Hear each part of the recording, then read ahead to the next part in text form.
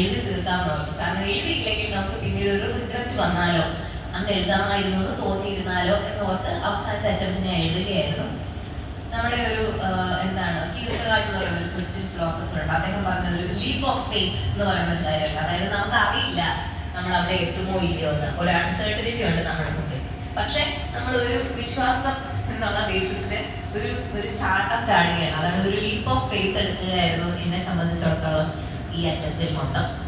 അങ്ങനെയാണ് ലാസ്റ്റ് അറ്റംപ്റ്റിൽ എഴുതുകയും ഈ തവണ എന്തോ ദൈവഭാഗ്യം കാരണം മാർക്കുകളൊന്നും അത്ര കുറഞ്ഞില്ലായിരിക്കും. നേരത്തെ എൻ്റെ അറിവുകളൊക്കെ ചിലപ്പോൾ ഹെൽപ്പ് ചെയ്തിട്ടുണ്ടാവാം. അങ്ങനെയാണ് ഞാൻ 45th റാങ്ക് കിട്ടി ഇപ്രാവശ്യം 2024 എക്സാമിൽ വരുന്നത്. ഈ തവണ ഞാൻ ആദ്യമേ ഓപ്ഷൻ കൊടുത്തിരിക്കുന്നത് ഇന്ത്യൻ അഡ്മിനിസ്ട്രേറ്റീവ് സർവീസ് ആണ്. അപ്പം അത് തന്നെ അലോക്കേറ്റ് ആവുമായിരിക്കും.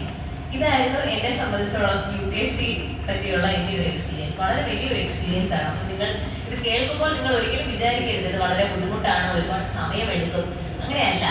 എന്നെ സംബന്ധിച്ചിടത്തോളം ഞാൻ കുറച്ചുകൂടെ നേരത്തെ പ്ലാൻ ചെയ്തിരുന്നെങ്കിൽ, അതായത് നിങ്ങളുടെ ഈ പ്രായം, അതായത് +1 +2 അല്ലെങ്കിൽ ഒരു ഡിഗ്രി ലെവൽ, ആ ലെവലിൽ നമ്മൾ കുറച്ചുകൂടെ കൃത്യമായ പ്ലാനിങ്ങോടെ മുമ്പോട്ട് പോവുകയാണെങ്കിൽ ഇത്രയും നാളൊന്നും എടുക്കേണ്ട കാര്യമില്ല.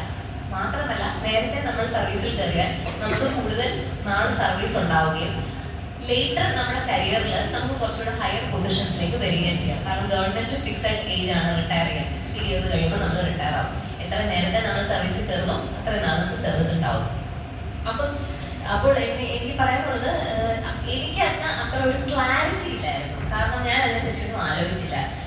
ഞാൻ പറഞ്ഞതുപോലെ തന്നെ +1 +2 ഒക്കെ ഞാൻ ഇങ്ങനെ അഡ്ഹോക്ക് ആയിട്ട് അല്ലെങ്കിൽ ഒന്നും ആലോചിക്കാതെ ഇതാണ് വേണ്ടത് അതാണ് വേണ്ടത് എന്ന് ആലോചിക്കാതെയാണ് ഡിസിഷൻസ് എടുത്ത് മുമ്പോട്ട് പോയിരുന്നത്.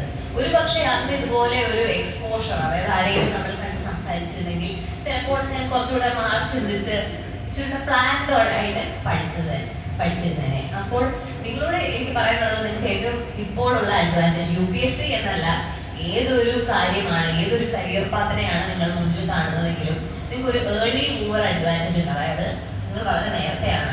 ഇപ്പോൾ നിങ്ങൾ തുടങ്ങിയാൽ നിങ്ങൾ അവിടെയുള്ള കോമ്പറ്റീഷനേക്കാളും ആരുടേക്കാളും മുമ്പിലായിരിക്കും നിങ്ങൾ നിൽക്കുക. നമുക്ക് കുറച്ച് സമയമെടുക്കും ഏതൊരു പുതിയ കാര്യം മനസ്സിലാക്കാനും. ആ ഒരു മനസ്സിലാക്കാനുള്ള പീരീഡ് സമയം ഇപ്പൊ നിങ്ങളുടെ കയ്യിലുണ്ട്.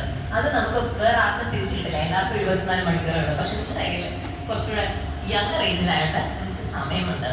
അപ്പോൾ UPSCക്ക് വേണ്ടിയിട്ടാണെങ്കിൽ ഇപ്പോൾ നിങ്ങൾക്ക് മനസ്സിൽ ഒരു ആഗ്രഹമുണ്ടെങ്കിൽ നിങ്ങൾ വളരെ ഫോക്കസ്ഡ് ആയിട്ട് മുമ്പോട്ട് പോയാൽ മതി. അതായത് ആദ്യം നിങ്ങൾ ഗ്രാജുവേഷൻ ആണ് സ്റ്റാർട്ട് ചെയ്യുന്നതെങ്കിൽ നിങ്ങൾക്ക് ഇഷ്ടമുള്ള ഏതെങ്കിലും ഒരു സബ്ജക്റ്റ് ഗ്രാജുവേറ്റ് ചെയ്താൽ മതി. ആർട്സും ഹ്യൂമാനിറ്റീസും ഒക്കെ വളരെ നല്ല ഓപ്ഷൻസ് ആണ്. എസ്പെഷ്യലി UPSCക്ക് നമ്മൾ ആ പരീക്ഷയിൽ എഴുതുന്നത് കൂടുതലും ആർട്സും ഹ്യൂമാനിറ്റീസും പോലത്തെ സബ്ജക്ട്സ് ആയിരിക്കും.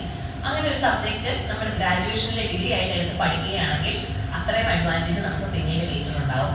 മാത്രമല്ല എഞ്ചിനീയറിംഗ് മെഡിസിൻ ബാക്ക്ഗ്രൗണ്ടിൽ അല്ലാത്ത ആൾക്കാരെ ഇൻക്ലൂഡ് ചെയ്യാനായിട്ട് UPSC തന്നെ വളരെ ആക്റ്റീവായിട്ട് ശ്രമിക്കുന്നുണ്ട്. അതായത് ഇന്റർവ്യൂ ഘട്ടങ്ങളിൽ അവർ കുറച്ചുകൂടെ ഒരു കൺസിഡറേഷൻ കിട്ടും എന്നാണ് ഞാൻ മനസ്സിലാക്കുന്നത്.